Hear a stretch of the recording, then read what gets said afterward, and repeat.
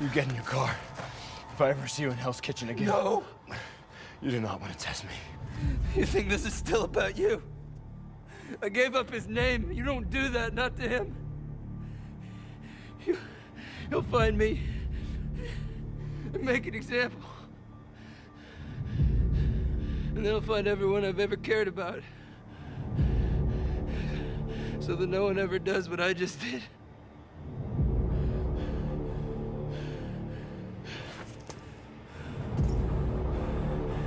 You should have just killed me. Hey everybody, welcome to What the Flick, looking at Marvel. You got it. Marvel's Daredevil on Netflix. So many nouns. Yeah. William Francis Alonso. Hi. Okay, so Rabbit the Snowstorm. All right, so Matt has rescued the kid from the Russians Yes. or Yeah. the Chechens or whatever they I think are. the Russians. I lose track. And is working his way upward. And where does upward lead?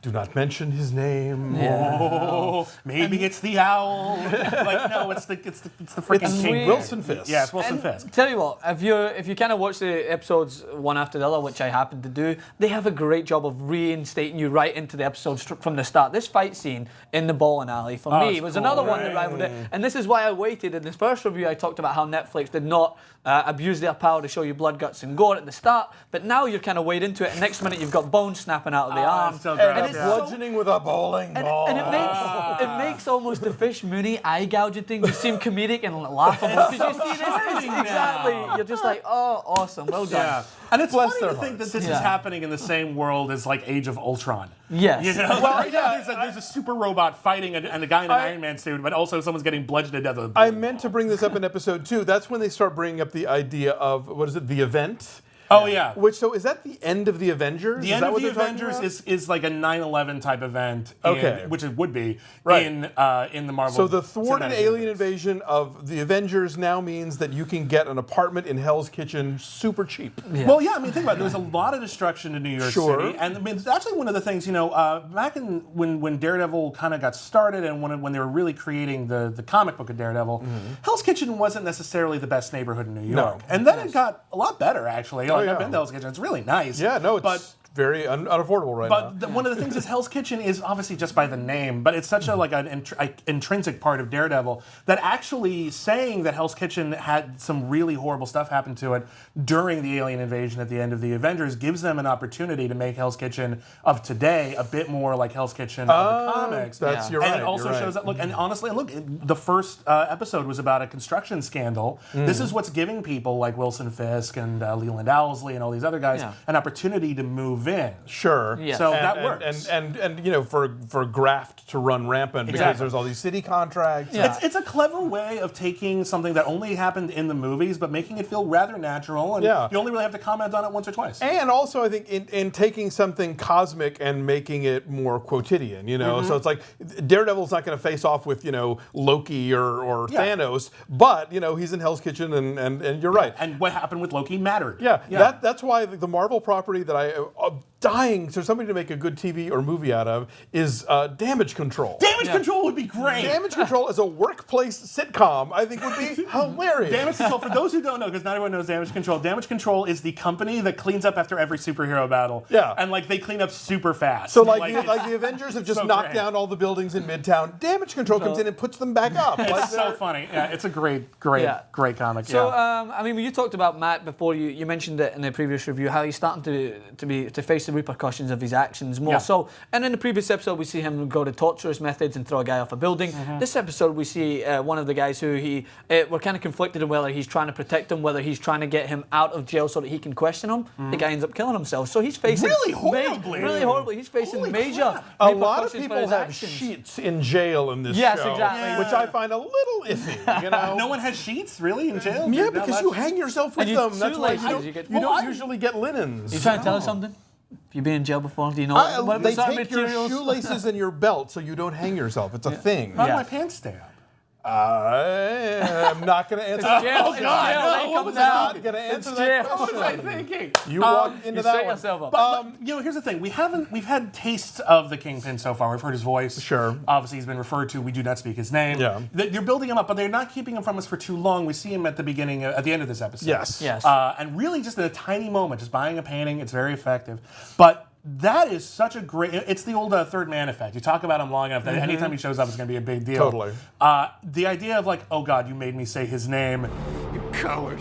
I need to stab myself in the God. head with a spike. I have to impale my head on a spike. Like that is like holy shit. Who the if you don't know who the Kingpin is, now you want to know. Yeah, exactly. Like, well, that's Like, holy he God. matters, you know. Yeah. The other thing about this episode is what's great about doing a Daredevil show is that you get superheroes, but you also get to be a lawyer show. Yes, exactly, And and I this is enjoyed totally it. a lawyer episode. This is why I was saying Daredevil would make the best Marvel TV show. Yeah. I don't know why we didn't try it years ago. Yeah. It's so, Yes. Fox could have done this. It's so obvious. And it was great because in that montage of him giving the speech, he knows he's clearly guilty. He knows he's clearly done something wrong, but in the boundaries of the law, he has to be Yes, right. it's He has all to be about right. reasonable doubt. Yeah. you Yes, know? and and that speech is great. The whole thing of the guy, the Kingpin flunky coming to their office with the big check, and Foggy be like, yeah, you know, and Matt saying, I don't know, but all that stuff I thought was really interesting. Yeah. The idea that they have to go find like untainted lawyers, you know, Yeah. like the only ones that are left, like the ones that just opened, Right. because everybody else is suspect. That's you know? great. We also need to talk about Ben Urich. I was going to say about Yes, Ben. Ben Urich. I would never have thought to cast Vondi Curtis Hall, not because he's black or anything like that, just because I haven't seen Vondi Curtis Hall in anything in a while. I Yeah. know. He's Well, so great. Look, he directed Glitter. I think maybe he had to go away for a while, but he's back. He and did he's Gridlocked awesome. as well. No, That's no, And I I think know. that was a good introduction because you spoke about in the first review how the whole Karen Page thing, you didn't want it to be wrapped up very soon, but she's still clearly facing the repercussions of what happened to her. Yes. She can't get over it, and now she goes to Ben because she's trying to draw this reporter who wants to report on true stories now instead of what's going on in the surveys in the Metro. Right. Then he wants to try and investigate this more. So I liked that those two potentially are going to be working together to try and uncover this major now, problem. does the Daily Bugle belong to whoever takes Spider-Man? Is It that does. the deal? I think it does now, but by the time the show had been made, it was too late. They'd already built up the signs and the newspapers. Yeah. It would have been nice if Ben Urich could have worked for the Daily Bugle. But and honestly, run into given Toby. like what we're talking about, I feel like maybe they'd want to treat the Daily Bugle differently, dramatically, Maybe. depending on how we see it on Daredevil. What's the great Ben Urich? Marvels? Marvels. Yeah. if you- It was the history of the Marvel Universe through the story of an everyman, Ben Urich. Exactly. Yeah. Like that's if you've not read Marvels, that's the great Ben Urich story Yeah. to go look up. I'd say Born Again as well is such a good one as. Right, but it's not. He's not the. He's not the narrator. lead, but he's so good in it. But yeah, he is a narrator in it as well. Yeah. Yeah, agreed. Ben Urich is the great reporter of the Marvel Universe. And he took down they talked about at the start how he took down the mob basically single-handedly or something like that in his previous stories. So he's going to be an integral factor in trying to take down what they're doing. Because that's what's good about Matt Murdock as a character, because you do believe that he's unbelievably good at what he's doing in terms of finding villains and getting them out. But he needs someone else to help him find the details, I think. And that's where I'm interested to see how Ben comes into this. I think one of the comparisons people have been making for Daredevil to other shows that I think is most apt, although maybe not in the specifics, is The Wire. Yes. And The Wire in season 5, they really started talking about the impact that local journalism can have on a community or lack thereof, and sort of the ongoing struggles they have now to remain relevant. And I'm starting to see that, and it's this very refreshing thing to see this superhero story, a relatively grounded superhero story, but still a superhero story, just deal with real world issues in a way that is so organic. You know, we're dealing with organized crime, we're dealing with the Kingpin, we're dealing with local corruption. Of course a newspaper would get involved somehow. Yeah. And what I love also is that Urich's boss isn't like, you get off of that story, Yeah. in a sort of melodramatic way. It's like our readers don't give a crap. And They're it's out true. watching- They don't. Yeah, they're out reading blogs. That's what you're saying. So it's almost like it's relevant to today. Like there's kids out there that are just on their computers and they're making 3 times more than we make trying to print real stories. And you just know that even if Ben, let's hypothetically say Ben writes this story up, all right, and puts in months of research and writes the most beautiful Pulitzer Prize winning piece, most people are going to read a blurb about it on their phone and Yes. go, oh, that's terrible. Beep, Maybe. and then we're going to move Yeah, on. it's like the Chris Christie bridge scandal or something. Yeah, that like, really should have been a huge bigger story, deal. And like he's still Gone in there. a week. Nobody Gone did. in a No week, one no talks one gave a about crap. it. Yeah. I hate us. Like just all of us. We're we're terrible. playing into it. We are, but again, there's that element of it, and what I like in the Daredevil is there's this just sense of how pervasive it is. Yeah. You know, like even in like the first episode where the union corruption scandal that got out in the open, wrapped up in a phone call. Yeah. You know, like, oh yeah, well, that guy killed himself, and this person's fine because everything she knows is out in public anyway, and we'll just change the name of the company and everything will work out. Bada bing boom. Yeah. Bada bing boom. Like it's that simple. No one pays. Yeah. Right. No one suffers, and that's something that Daredevil is not standing for.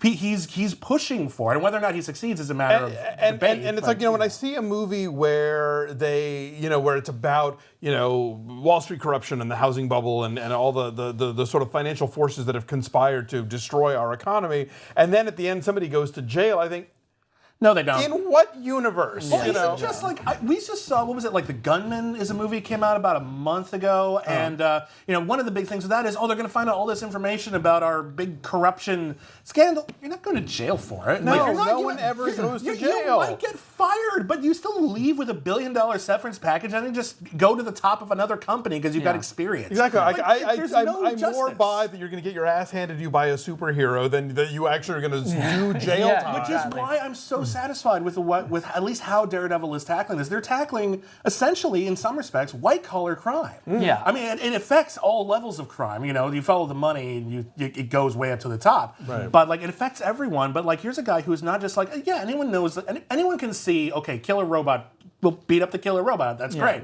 What do we do about the people who are, technically funding renovations to the city, but are also responsible for crime? Like, what do we do about that? Right, and Fisk, is a member of society, an art buying, gallery going, guy. It's not like he is, I don't know, some shadowy underworld figure, And for me, the major selling point about Daredevil as a whole, I think, when I'm watching it, is that you have this character who is taking these measures that are questionable to get answers, whereas he's going to have to fight the same battle, but inside the courts of law, right? So he has to take these steps, and based on his speech in this episode, what he's doing, he should be in jail for, right? Because what he's basically doing is trying to force answers in a similar way that the antagonists are doing, but he's trying to do it within the bounds of what he can do.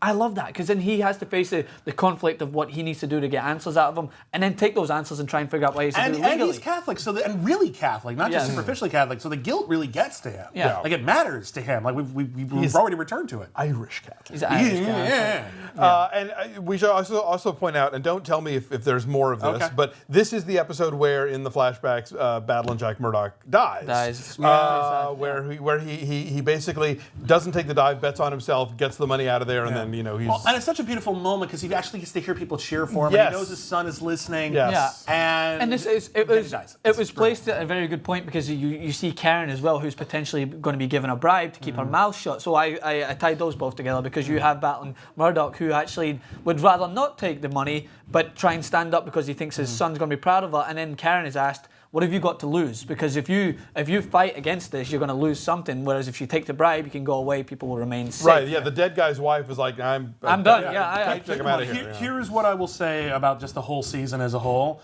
It asks that question: when is doing the right thing not the right thing? Yeah. That is a tough question to tackle in any medium, any genre. And I'm not going to say it comes up with any answers, because I don't think there are any answers, but at least Daredevil's confronting it. And that makes it great. That makes it, when it does so in an intelligent, exciting, suspenseful, dramatically successful way. God bless it. Well, we will love this show. We'll be back next week with episodes 4 through 6, and you will probably still hear the construction guys pounding, but it's that or nothing. What can I tell you, people? All right, see you next time. Love you down.